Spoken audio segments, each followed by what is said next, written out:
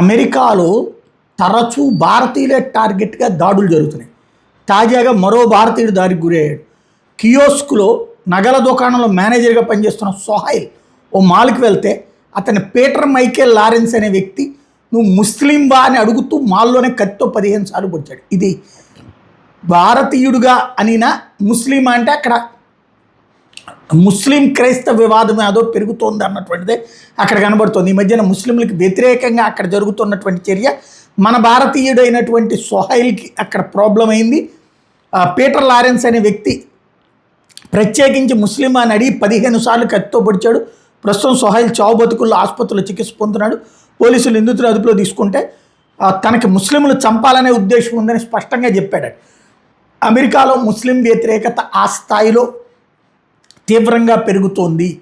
అక్కడ ఉన్నటువంటి క్రైస్తవ వ్యక్తులు కొంతమంది ఆ విధంగా ఆగ్రహంతో రగులుతున్నారన్నది ఈ ఉదంతంతో బయటపడుతోంది.